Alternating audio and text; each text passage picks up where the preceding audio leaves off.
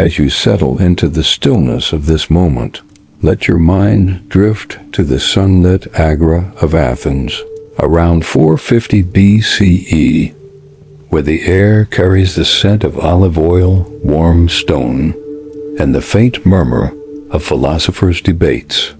In this ancient city, relationships, whether marriages, mentorships, or friendships, were bound by strict rules of age and class, shaping the lives of citizens, women, and youths in a world of hierarchy and honor. This is not a tale of passion or defiance, but of ordinary Athenians, merchants, wives, or young students, whose bonds were guided by custom and civic duty. There's no rush here, no need to cling to every detail. Let the soft clink of a lyre, the rustle of a linen chiton, and the gentle splash of a fountain lull you, like the sway of a cypress in a quiet grove. Close your eyes, if you wish, and let this journey into the rules of ancient Greek relationships carry you toward rest. We'll explore 10 facets of this world, each a window into the lives of those bound by Athens' social order, from the daily routines that reinforced hierarchy to the moments of human connection that tested it.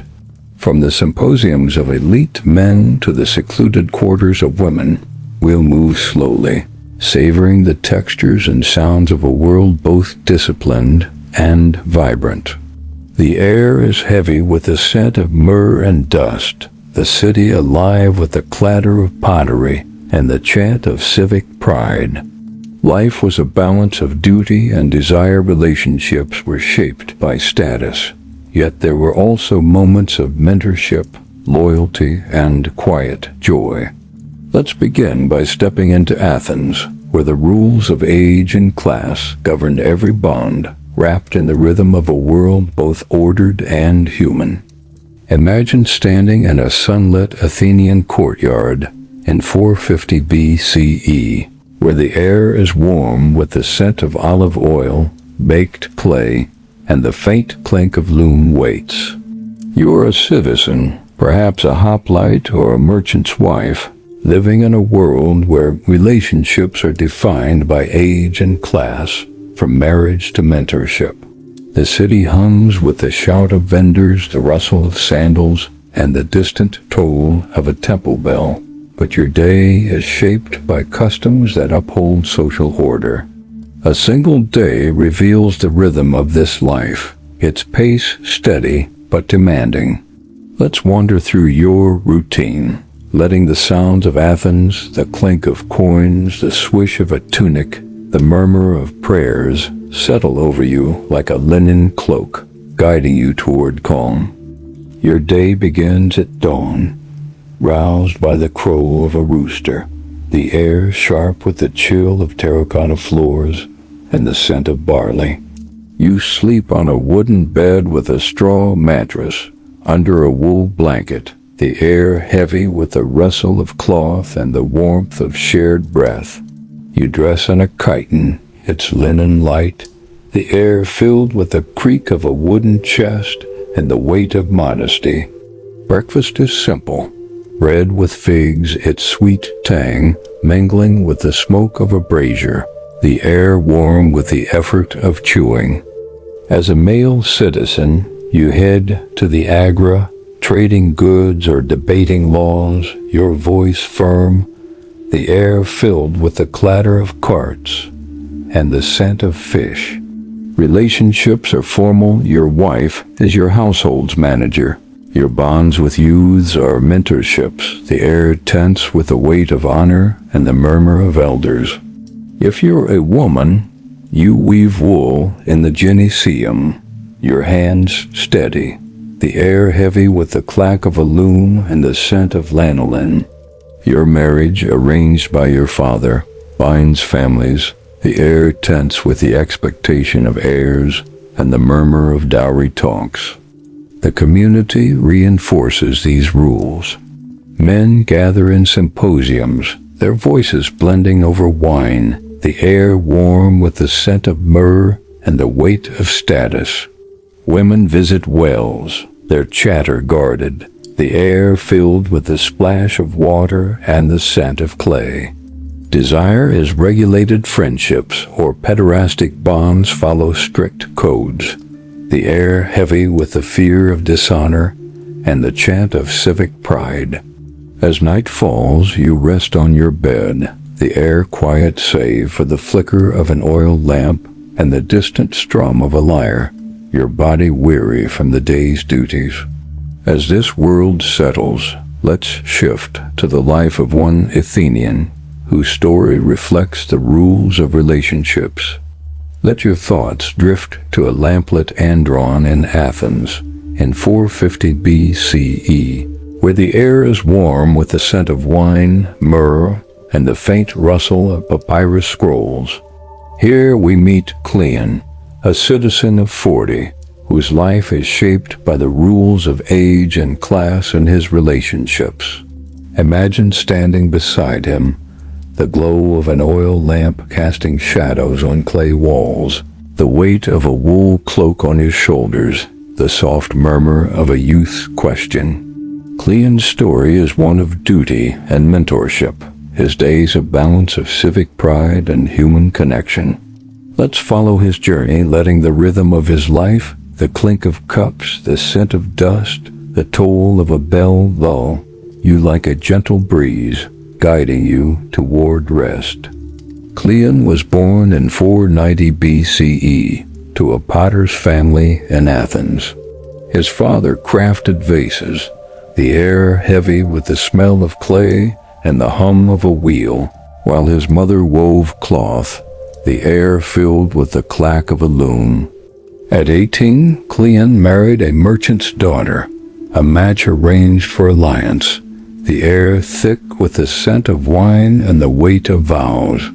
His role as a mentor began in his 30s, guiding a youth in the gymnasium, the air heavy with the shout of exercises and the scent of olive oil. Plato's dialogues taught him the value of pederasty as education, the air filled with the murmur of philosophy and the hope of virtue. His days were spent in the agora or gymnasium, trading pottery or teaching rhetoric, his voice steady, the air filled with the clatter of coins and the scent of sweat. His marriage produced heirs, his wife secluded, the air tense with the weight of dowries and the murmur of household orders. As a mentor, he guided a youth named Lysias, their bond chaste, the air heavy with the effort of teaching and the scent of myrrh at symposiums. Honor was paramount, dishonesty risked shame, the air tense with the scrutiny of citizens and the weight of law. Hardship was constant. A plague in 430 BCE threatened his family, the air heavy with the smell of herbs and the fear of death. Kleon used time infusions, the air sharp with their scent and the weight of survival. Gossip could ruin. A rival's accusation risked ostracism, the air tense with the murmur of slander. Yet there were moments of light. Kleon found solace in symposiums, their laughter shared over wine, the air warm with the strum of a lyre and the scent of olives. Festivals like the Panathenaea brought processions, the air alive with the chant of hymns and the glow of torches. In 420 BCE, Kleon faced temptation. A youth's flattery sparked warmth, the air heavy with the scent of wine and the fear of dishonor. He sought restraint through philosophy, the air thick with the murmur of Socrates' words and the weight of virtue. He died in 410 BCE, likely from fever, his life unrecorded but vital to Athens' rhythm. As Kleon's story fades, let's shift to the traces of this world, uncovered by those who seek its past. Imagine standing amid the ruins of the Athenian Agora, its columns cracked, where archaeologists uncover the traces of a society bound by rules of age and class. The year is now, but your mind lingers in 450 BCE, where the air was thick with olive oil, dust, and the quiet weight of honor. Athenians like Kleon left fragments of their lives, inscriptions, vases, ostraca, that reveal the structure of their relationships. Archaeology and texts are a window into their world, showing a culture of hierarchy and duty. Let's explore these traces, letting their stories settle like dust in a quiet stoa, their whispers guiding you toward rest. Excavations reveal a world of order. A marble stele found in the Agora lists marriage dowries, its letters worn, the air once heavy with the chisel's tap, and the scent of stone. A black figure vase buried in a home depicts a mentor and youth, its paint faded, the air once filled with the hum of a kiln and the scent of clay. Clay ostraca, scratched with names, mark ostracisms, the air once thick with the scratch of styluses and the weight of judgment. These finds are fragile, their survival a testament to Athens' social codes, the air thick with the past. The culture was one of status and restraint, shaped by the polis. Laws like Solon's defined marriage, the air heavy with the drone of orators and the scent of papyrus. Pederasty was educational, its rules strict, the air tense with the weight of virtue and the murmur of philosophers. Inscriptions note lapses, adultery, or dishonor, the air heavy with the scent of scandal and the fear of exile. Rural deans followed simpler customs, their elders less formal, the air filled with the bleat of goats and the weight of oral agreements. Archaeology uncovers daily life. In homes, loom weights mark women's work, the air heavy with the clack of wood and the scent of wool. In gymnasia, strigils hint at mentorship, the air filled with the scrape of metal and the scent of oil.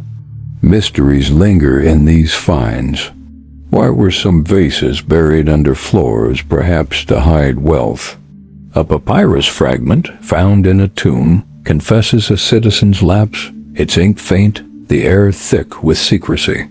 Women's lives, like Kleon's wife, are elusive, marked by spindle whirls, the air filled with the echo of their duties. The community enforced these rules, citizens watching each other, the air warm with a murmur of gossip in the Agora. Elders judged lapses, their voices stern, the air heavy with the scent of myrrh and the weight of civic law. These traces, uncovered by careful hands, weave a picture of a society bound by duty, yet human in its bonds. The air thick with the scent of effort and honor. As we leave this world of artifacts, let's shift to the lives of the elite, whose status shaped their relationships. Picture yourself in a torch-lit andron, its mosaics gleaming, the air warm with the scent of myrrh, wine, and the faint clink of silver cups. The year is 450 BCE, and this is the world of the elite aristocrats and strategoi, whose relationships were shaped by the same rules as citizens like Kleon, but marked by privilege. The city pulses with the strum of a kithara and the chant of a hymn, but their bonds carried greater scrutiny. Let's explore their world, letting the rhythm of their days, the flicker of torches, the rustle of cloaks, settle over you like a woolen curtain, guiding you toward calm. The elite, like Pericles, lived in grandeur, their homes adorned with frescoes, the air heavy with the scent of cedar and the glow of polished clay. They rose late, dressed by slaves in fine chitons, the air soft with the rustle of linen and the clink of bronze pins. Breakfast was rich, barley with honey served on pottery, the air fragrant with sweetness and the murmur of prayers. Their day was spent in the boule or symposiums, the air filled with the drone of speeches or the scent of wine. Elite women, like Aspasia, managed households, their voices soft, the air heavy with the scent of wool and authority. Relationships were strategic. Pericles mentored youths, his guidance formal, the air tense with the weight of virtue and the murmur of philosophy. His companion, Aspasia, navigated class boundaries, the air heavy with the scrutiny of citizens and the scent of myrrh. Marriages were alliances, their dowries vast, the air thick with the clink of coins and the weight of lineage. Lapses, adultery, or dishonor sparked scandal, the air heavy with the murmur of ostracism and the fear of exile. The contrast with Kleon's life is stark. Where he slept on straw, the elite rested on cushions, the air warm with wool and firelight. Where he ate plain bread, they dined on fish, the air rich with oil and herbs. Yet all faced the same polis dishonor and law bound both, the air heavy with the scent of incense and the fear of shame. The gods blessed all, their altars smoky, the air tense with the chant of priests and the weight of divine favor. Ordinary citizens sustained this elite world, their labor invisible. They crafted vases or wove cloth, their hands calloused, the air heavy with the hum of kilns or the scent of lanolin. Their meals were simple barley, olives eaten in smoky homes, the air filled with the effort of survival. These workers were Athens' pulse, their toil enabling its grandeur, the air filled with the rhythm of their tasks. The elite's world was one of privilege but also pressure. Their relationships were public, their honor fragile, the air thick with the weight of power and duty. As we leave this world of wine and wool, let's shift to the tools and technologies that shaped their bonds, the objects that defined their lives.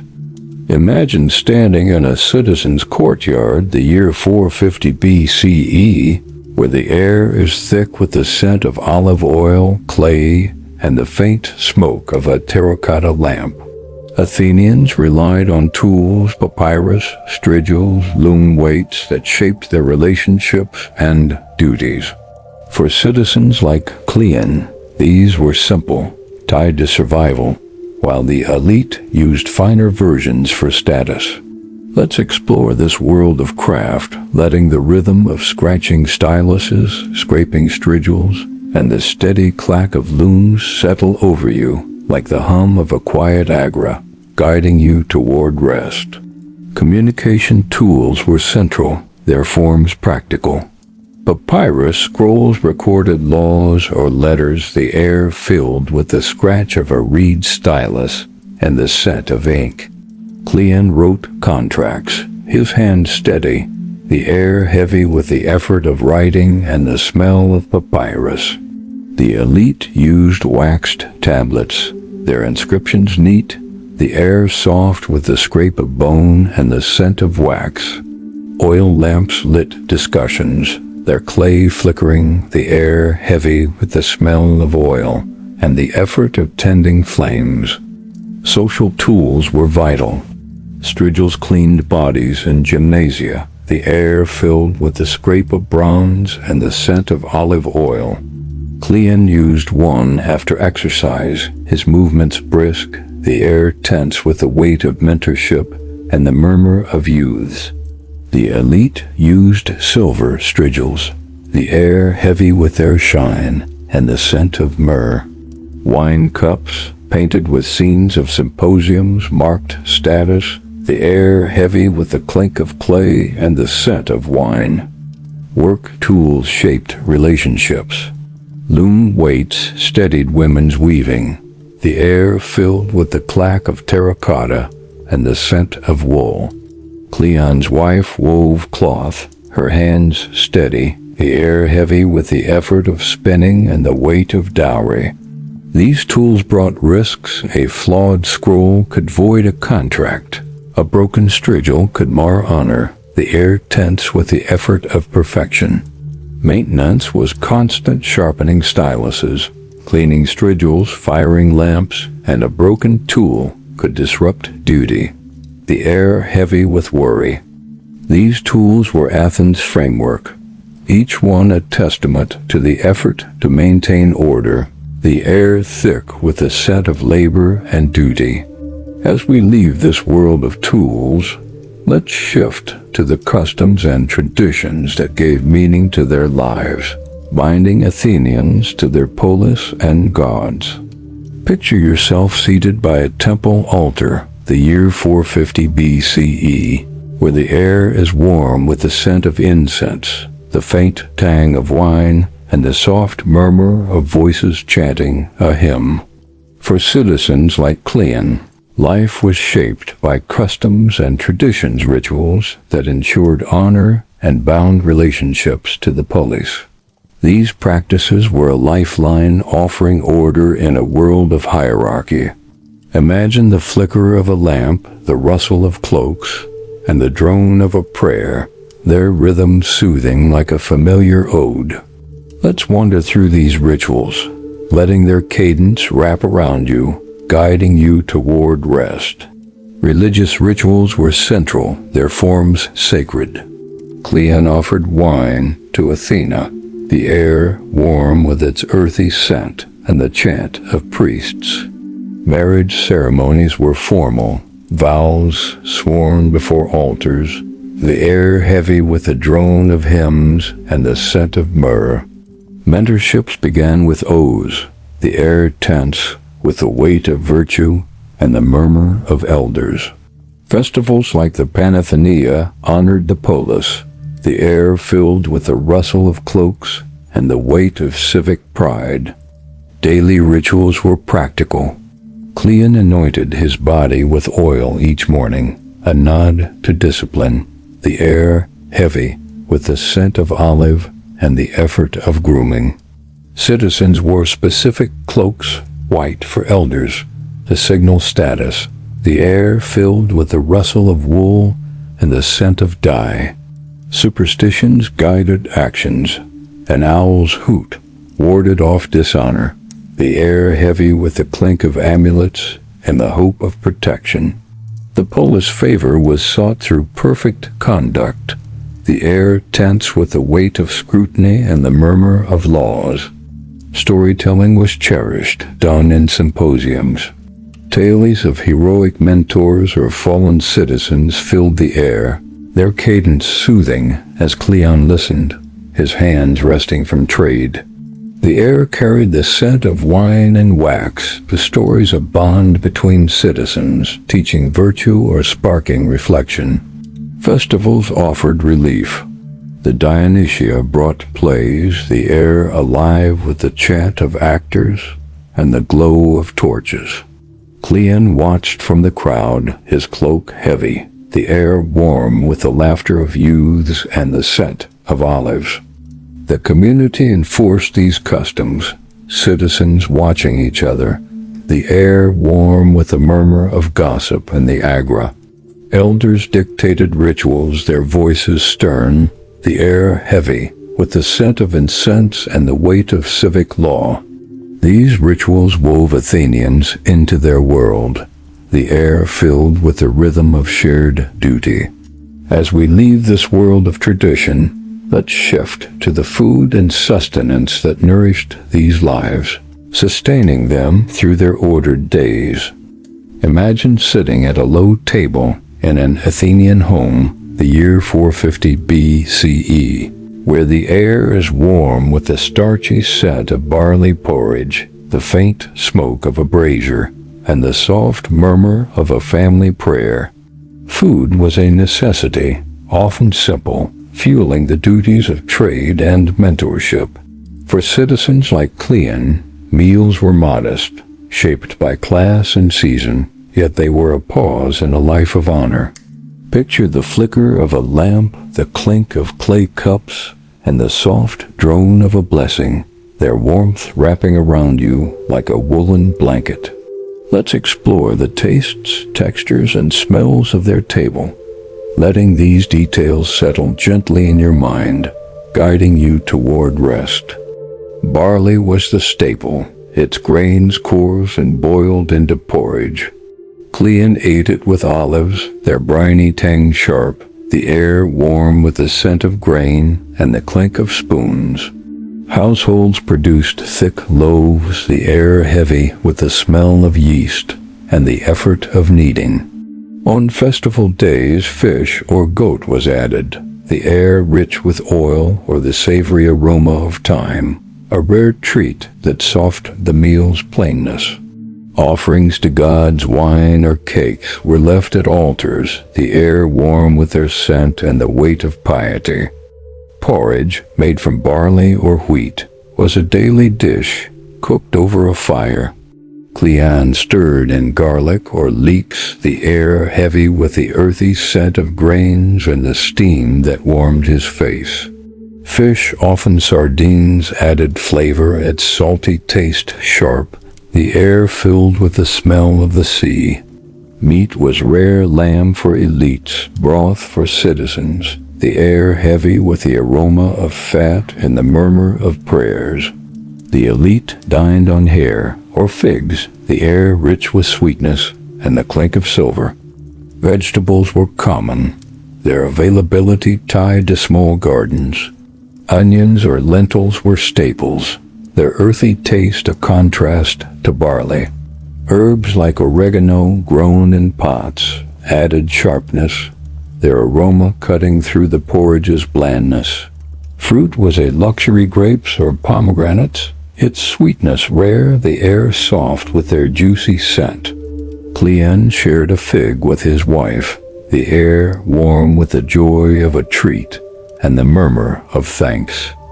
Wine, diluted with water, was the drink of choice, its warmth soothing, the air filled with the clink of cups and the scent of grapes.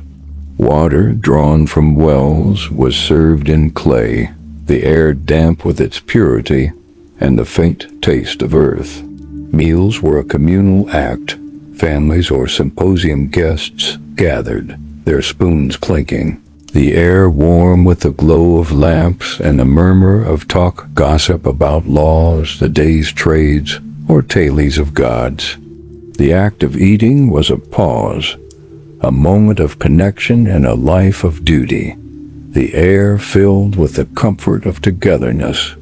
As we leave the table, let's shift to the challenges and dangers that shape their lives, from the perils of dishonor to the threats of disease.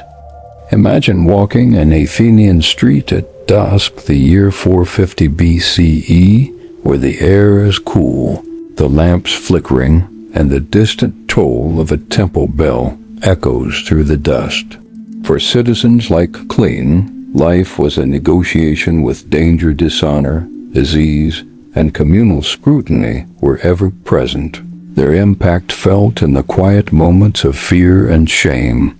Picture the flicker of a lamp, the weight of an amulet in trembling hands, and the tense silence of a prayer for virtue. Their rhythm a steady pulse in a world of uncertainty. Let's explore these perils, letting their weight settle gently in your thoughts, like mist falling on a quiet hill, guiding you toward calm. Dishonor was a relentless foe. Adultery or improper mentorship risked ostracism, the air tense with the fear of shame and the murmur of laws. Kleon faced stray desires sparked by a symposium's warmth, the air heavy with the scent of wine and the weight of restraint. Philosophical debate was a remedy. Socrates' words guided virtue, the air thick with the murmur of dialogue and the scent of myrrh. The elite faced harsher scrutiny, their lapses judged publicly, the air heavy with the clink of ostraka and the fear of exile. Disease was a constant threat. Plagues or fevers swept through Athens, the air thick with the smell of thyme or vinegar, meant to ward off illness. Kleon used herbal oils, the air heavy with their sharp scent and the fear of contagion. Physicians were rare, their remedies crude, the air filled with moans and the stench of decay. Water from fountains could carry filth, its taste bitter, the air damp with the risk of every sip. Wine was safer, but costly, the air tense with the effort of rationing. Communal scrutiny was a peril of its own. A citizen's lapse, gossip, or dishonor risked shame, the air heavy with the murmur of accusations in the agora. Kleon faced judgment for a youth's boldness, the air tense with the scrutiny of elders and the weight of gossip. The elite faced public trials, their sins debated in courts, the air thick with the murmur of orators and the scent of papyrus. The community was a lifeline, neighbors sharing prayers or oils, their voices a murmur, the air warm with the scent of wax and camaraderie. The city itself was a hazard. Fires from lamps could flare, the air filling with smoke and cries. Yet resilience was the era's strength, a quiet defiance against a world of duty and fear. As we leave this world of peril, let's shift to the education and learning that shaped their understanding of relationships, offering a glimmer of knowledge in a disciplined life.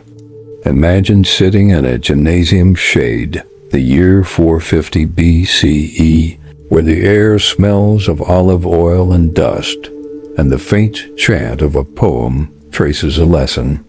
Education for citizens like Kleon was practical, shaped by civic duty and mentorship, yet it held a quiet power, a spark of understanding in a world of rules.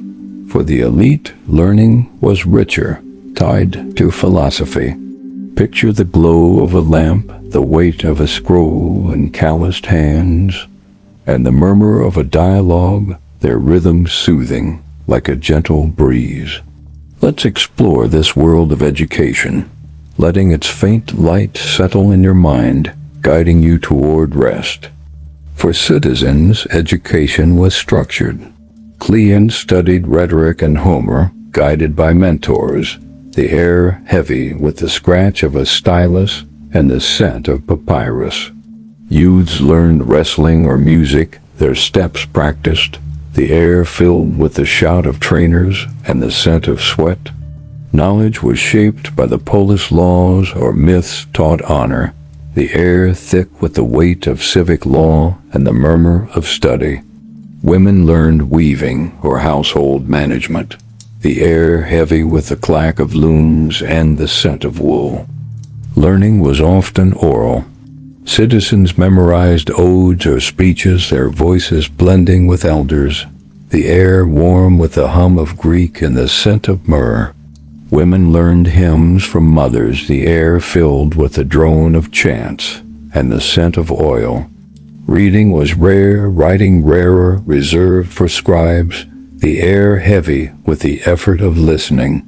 The elite read Plato's dialogues, their libraries a treasure, the air filled with the rustle of scrolls and the weight of learning. Knowledge was shared in symposiums. Tales of heroic bonds or fallen citizens were told, their cadence soothing as Kleon listened, the air warm with the scent of wine and the murmur of voices. Mentors shared rules, marriage laws, pederastic codes, the air filled with the drone of philosophy and the scent of wax. These lessons were a bond, tying citizens to their polis, the air filled with the rhythm of shared duty. Education faced challenges. Time was scarce, scrolls costly, the air heavy with the demands of trade or war. Yet knowledge was a shield. A skill learned could secure honor, the air warm with its power. As we leave this world of learning, let's shift to the leisure and entertainment that offered a moment of joy, a chance to rest in a life of duty. Picture yourself in an Athenian theater at dusk, the year 450 BCE, where the air is warm with the scent of olives, wine, and the sound of a kithara drifts through the crowd. For citizens like Kleon, leisure was a rare escape, a moment to find joy amid duty and scrutiny. These pastimes, music, festivals, and shared tales were a flicker of light in a disciplined world. Imagine the glow of a torch, the clatter of cups, and the soft murmur of a story, their warmth wrapping around you like a woven cloak. Let's wander through these moments, letting their joy settle over you, guiding you toward rest. Festivals were the heart of leisure, tied to the gods. The Panathenea brought processions and races, the air rich with the scent of incense and the chant of hymns. Kleon watched from the crowd, his chiton heavy, the air warm with the applause of citizens and the glow of torches. The Dionysia saw plays, the air alive with the shout of actors and the scent of dust. The elite hosted symposiums, their couches laden, the air filled with the clink of cups and the scent of myrrh. Music was a constant joy, even in worship. Kleon played the lyre, his fingers light, the air warm with its melody and the scent of oil. Citizens sang odes, their voices blending with flutes, the air filled with the strum of strings and the murmur of praise. Work could be leisure potting or weaving, the air heavy with the hum of wheels or the scent of wool and the rhythm of shared tasks. Games were cherished. Citizens wrestled in gymnasia, the air filled with the shout of youths and the scent of sweat. The elite played knucklebones, the air heavy with the clack of bone and the scent of wine. Festivals brought spectacle chariot races or dances, the air rich with the smell of dust and the excitement of a crowd. Kleon watched, his cloak dusty, the air warm with the joy of a rare escape. Storytelling was beloved, done by lamplight. Tales of Achilles' honor or mortal lapses filled the air, their cadence soothing as Kleon listened, his hands resting from trade. The air carried the scent of wine and wax, the stories of bond between citizens teaching virtue or sparking laughter. The agora was a stage with gossip about lapses shared in whispers, the air warm with intrigue. These moments were a bridge, connecting Athenians to their world, the air filled with the rhythm of shared lives. As we leave this world of joy, let's shift to a final reflection, tying together the threads of these lives. As the sounds of Athens fade, the toll of bells, the rustle of cloaks, the scent of myrrh and wine, let your mind rest in the quiet that follows.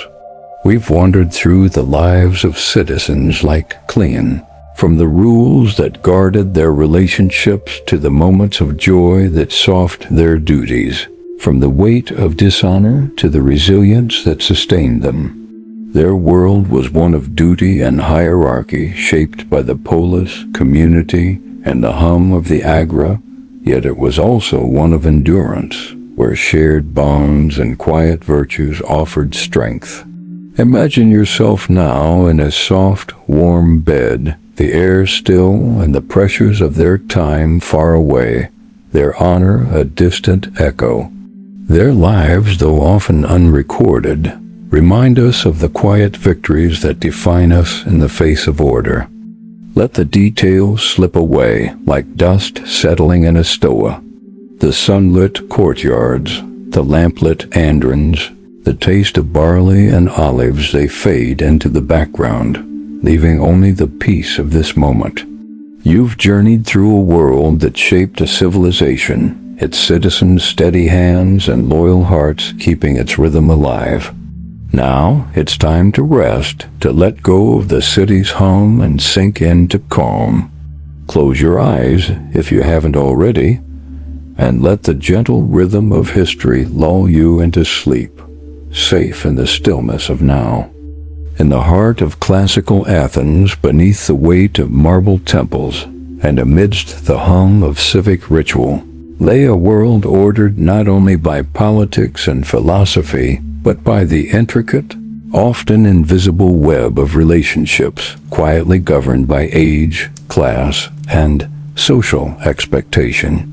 The episode invites us into this web, not with the goal of spectacle or scandal, but to gently trace the contours of ordinary lives shaped by extraordinary rules.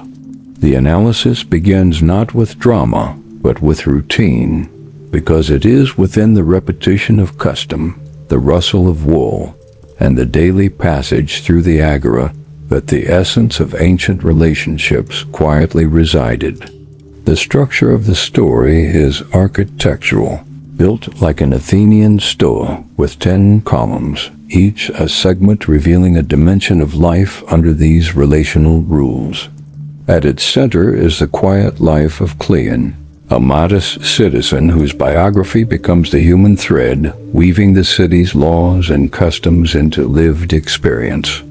His story is not remarkable in the sense of conquest or rebellion, but precisely because it is so representative, anchored in civic pride, bound by household responsibility, and etched with the careful restraint that defined Athenian masculinity. Through his eyes, we glimpse the daily negotiations required to live honorably within the polis, and how every relationship, from marriage to mentorship, was both a duty and a performance. From the opening segment, we are immersed in the sensory details of Athenian life, the sunlit courtyards, the grainy texture of barley, the scent of olive oil and myrrh. These aren't ornamental, they are foundational. In Athens, space was morally coded. The andron, the symposium hall for men, was not just an architectural space, it was a social filter, keeping female presence distant and codifying who belonged where and when. Likewise, the Gyneceum, where women wove in seclusion, was both a physical and symbolic confinement. The gender geography of the home mirrored the age and class hierarchies outside it. What one could say, do, or feel was deeply shaped by the space one was permitted to inhabit. Marriage in this world was not a culmination of love, but a contractual moment where two households aligned. The episode gently reveals this through the routines of women, who often married in their early teens and moved into the households of older husbands. Their silence in the public narrative is echoed in the physical separation they endured, hidden behind veils, walls, and domestic obligations. Their duty was not only to produce heirs, but to preserve the reputation of their husbands, their movements watched, their conduct subject to the scrutiny of the community. These relationships, though intimate, were rarely egalitarian. Emotional connection was secondary to social function. Mentorships, particularly pederastic ones, carried their own layers of ritual, scrutiny, and restraint. In modern discourse, these can evoke discomfort, and rightly so, but in the Athenian worldview, such relationships were framed not as sexual first and foremost, but pedagogical.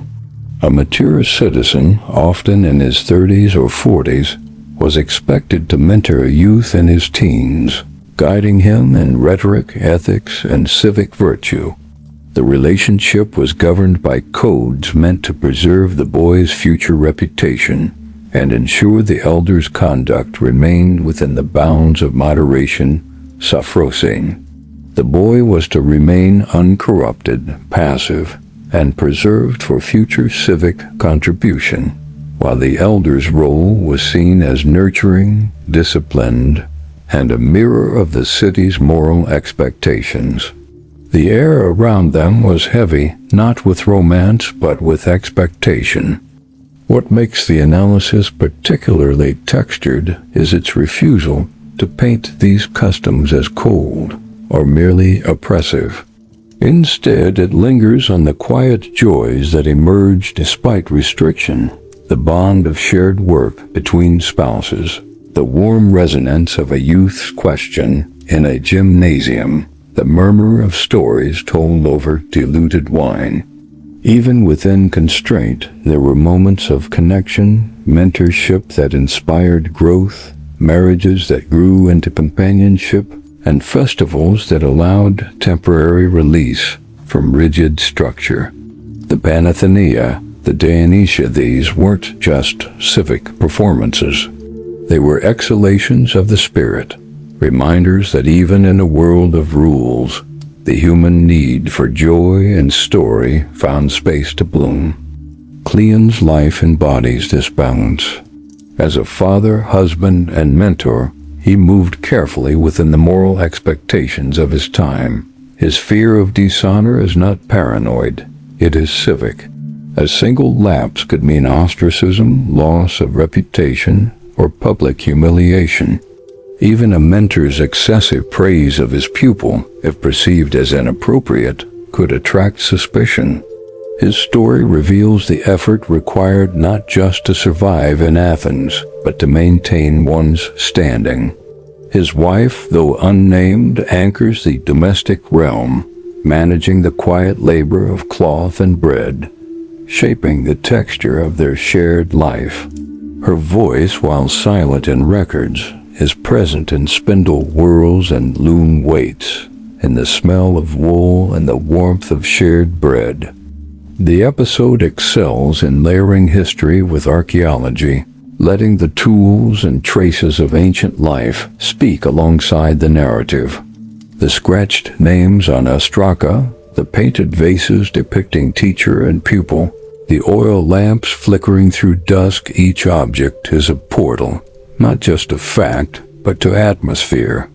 These material remnants offer insight into how the Athenians documented, surveilled, and sanctified their relational customs. Lawmakers like Solon codified marriage ages and inheritance laws, while philosophers debated the ethics of desire and restraint. Their debates were not abstract, they were lived, each syllable echoing in homes like Kleon's. The elite, like Pericles or Aspasia, lived by the same codes but with heightened consequence. Their lives were more visible, their lapses more scandalous.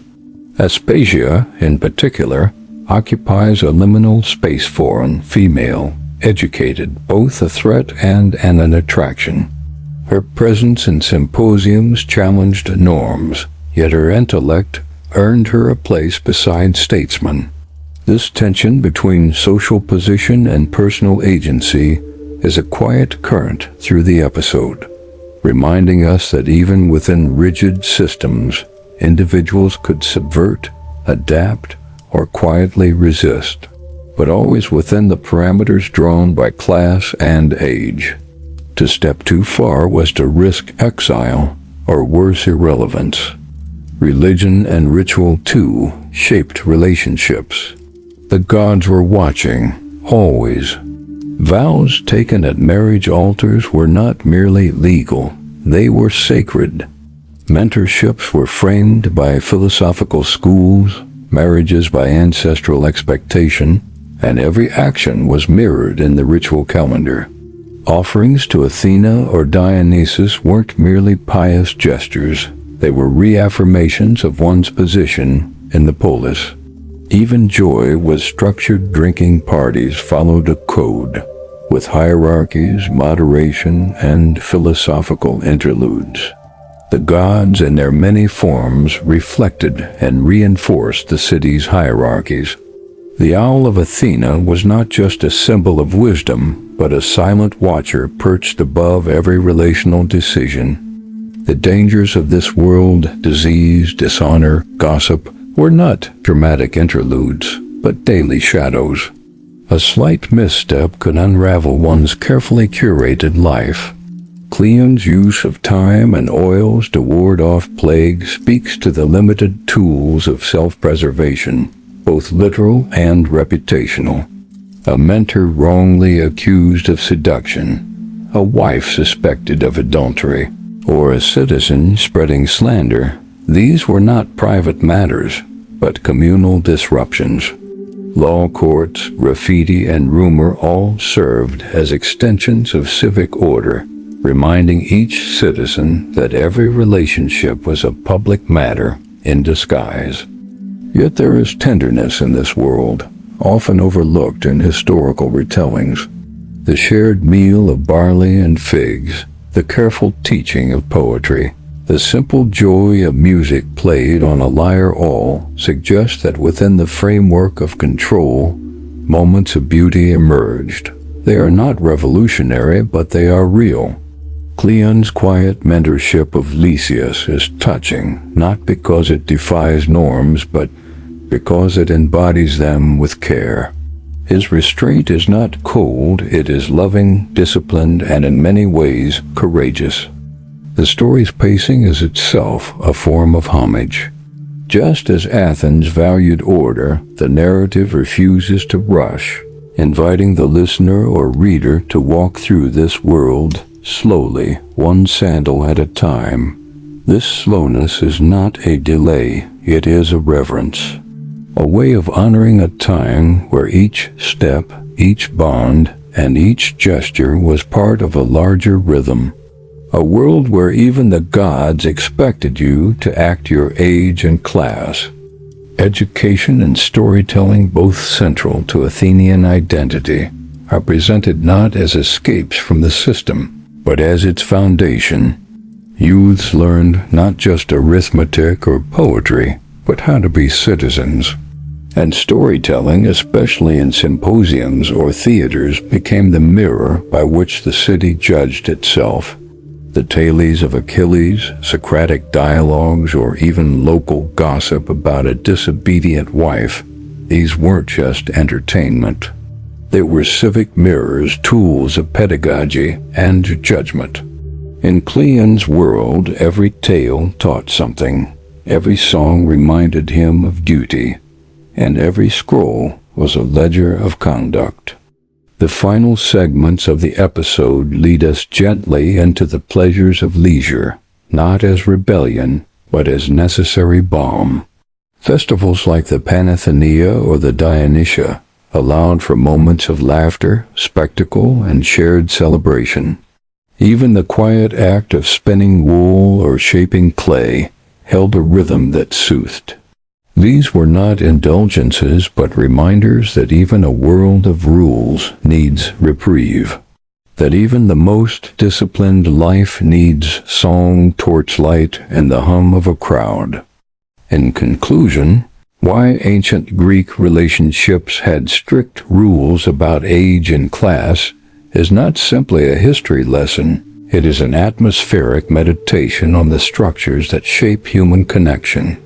It reveals a world where relationships were not private affairs, but deeply public responsibilities, shaped by the invisible scaffolding of law, ritual, and reputation. Yet within this scaffolding, individuals like Kleon lived full, textured lives marked, not by defiance, but by care, mentorship, and endurance. The episode offers no simple critique, no sweeping praise. Instead, it offers empathy, a calm walk through a world where even love was a matter of law, and where duty was not a burden, but a quietly held virtue. In this ancient silence, we hear the echoes of our own structured lives, softened by the same need for connection, approval, and meaning. In the modern world, where liberty, equality, and individual expression are often held as sacred truths, it can be easy to dismiss the rigid relational structures of ancient Athens as archaic, even oppressive. But when we pause and listen more closely, not to the clamor of ideology, but to the quiet rhythms of daily life, we begin to see that the echo of those ancient patterns still hums gently beneath our feet. The Athenian world, so deeply invested in order and honor and roles dictated by age and status, may seem distant in form, but its essence, its emotional architecture, still quietly shapes our institutions and our fears.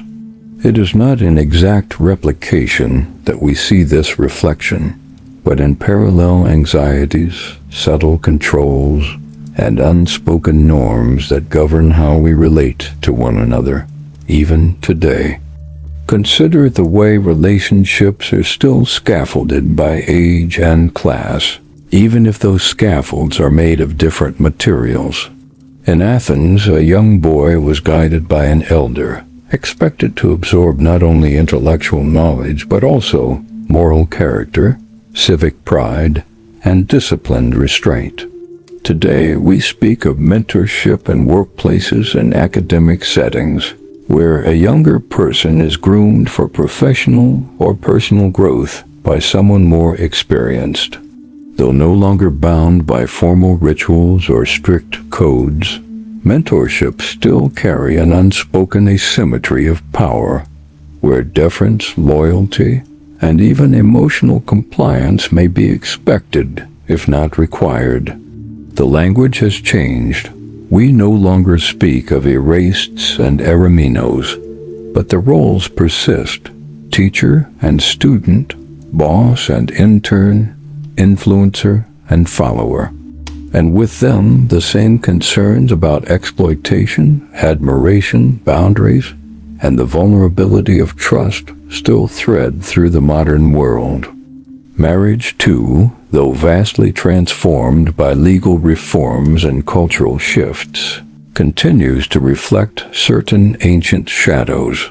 The Athenians viewed marriage as an institution of alliance, property, and inheritance. It was not rooted in affection, though affection might grow over time. Today, we cherish the idea of marrying for love, and yet our choices remain influenced by socioeconomic status, education level, career prospects, and family expectations. Dating apps often filter matches by income, degree, and profession. Modern tools, reinforcing ancient preferences. Even the concept of a power couple, admired in modern society, echoes the Athenian aspiration of merging houses to create greater social capital. The details differ, but the foundation that love and partnership must somehow serve a broader function of stability, legacy, and community validation remains stubbornly familiar. Gender expectations, too, have shifted, but not disappeared. In ancient Athens, women like Kleon's wife lived in seclusion, tasked with running the household, raising children, and maintaining family honor from behind closed doors. Their lives were largely invisible to public life, yet entirely essential. In today's world, women can be CEOs, presidents, philosophers, and soldiers, yet invisibility persists in subtler forms. Unpaid domestic labor still falls disproportionately on women across cultures. Motherhood, while celebrated, can also bring professional penalty. Women may no longer be veiled in the gyneceum, but they often still face societal pressures to perform the emotional labor of relationships, remembering birthdays, smoothing tensions, offering empathy in meetings. The modern woman, like her ancient counterpart, is expected to preserve the harmony of her home or workplace, often without recognition or structural support. Public scrutiny has also endured, merely changing its shape. In ancient Athens, the agora was the arena of gossip, judgment, and reputation. One's behavior was never entirely private, and shame could lead to ostracism, exile, or dishonor. In today's digital landscape, we carry our agora in our pockets. Social media has become the new marketplace of visibility, where posts, likes, and comments broadcast our values, relationships, and missteps. A scandal, a poorly phrased tweet, a photograph taken out of context, these can unravel a carefully curated identity. Just as Kleon feared a whisper in the symposium might taint his name, so too does the modern citizen face the anxiety of misrepresentation, of being misunderstood in a world quick to judge and slow to forgive. The concept of civic virtue is no longer taught through recitations of Homer or debates with philosophers, yet it lingers in the ways we teach morality. Where Athenian boys learned about honor, restraint, and sacrifice through mentorship and public ritual, today's youth are guided by school mottos, moral campaigns, self-help media, and cultural narratives that continue to emphasize self-control, service, and community reputation. Modern children may not pour libations to Athena, but they are still taught what it means to be a good citizen, to behave in a way that reflects positively on one's family, school, or workplace. Even our entertainment films, games, literature presents morality tales about loyalty, betrayal, and virtue. We no longer chant in the Stoa, but we still yearn to pass down values. And mentorship, which once included the fraught territory of pederasty in ancient Greece, still raises complex questions today about boundaries, power, and propriety. While today's ethical frameworks have rejected any form of coercive or exploitative relationship between adult and youth, concerns persist around emotional dependency, manipulation, and favoritism. The teacher who offers too much personal attention, the coach who becomes a surrogate parent, the manager who singles out one mentee for opportunity. These dynamics, though often benign, still carry risk. The same balance of guidance and restraint that Kleon had to navigate with Lysias is still required today, albeit in different cultural and legal contexts. Even our architecture reflects echoes of the Athenian world. Ancient Athens separated spaces by gender and function: men in the andron, women in the gyneceum, elders in the council chamber. Today, the physical segregation may be gone, but spatial codes still exist. Corporate boardrooms often lack diversity. Private schools sort students by age and testing ability. Exclusive clubs restrict entry by membership and wealth. The walls have become metaphorical, but the access points are still heavily guarded by invisible gatekeepers. There is also something deeply resonant about Athens' intertwining of the sacred and the civic. Where the Athenians invoked gods to sanctify marriage, mentorship, or the harvest, today we invoke institutions, marriage licenses, degrees, social contracts. We might no longer pour wine on stone altars, but we sign contracts, post announcements, stage ceremonies that echo the sacred formality of the past. A modern wedding, with its vows, toasts, and symbolic garments, is not so different from a procession through the Athenian streets. Even our celebrations carry an echo of ritual. Graduation caps, workplace promotions, gender reveals, retirement parties. These are our offerings to the gods of progress and stability, performances of success as much as transitions of life stage. But perhaps the most poignant modern parallel is in our shared human vulnerability. For all the structure that ancient Athens imposed, its laws, rituals, codes, its citizens like us still struggled with fear, longing, pride, and hope. Kleon's desire to mentor well, to avoid dishonor, to care for his family, these are timeless aspirations. His quiet internal conflict, choosing restraint over temptation, virtue over indulgence, is the same conflict many face today in boardrooms, classrooms, and living rooms. The fear of being judged, the weight of legacy, the wish to be remembered as honorable. These needs are not ancient relics. They are human constants. Even our relationship to leisure reflects this continuity. The Athenian festival, full of music and masks, served as a temporary release from civic rigidity. So too does modern entertainment, music festivals, theater, sports, online gaming, offer an escape valve for the pressures of expectation. These spaces, though modernized, still serve the same function: a momentary lifting of the roles we carry, a brief return to joy, spectacle, and human connection beyond class or age. Of course, modern life offers freedoms the Athenians could scarcely imagine. Women have political agency. Marriage is more often voluntary and based on love, and mentorship is defined by ethical frameworks and consent.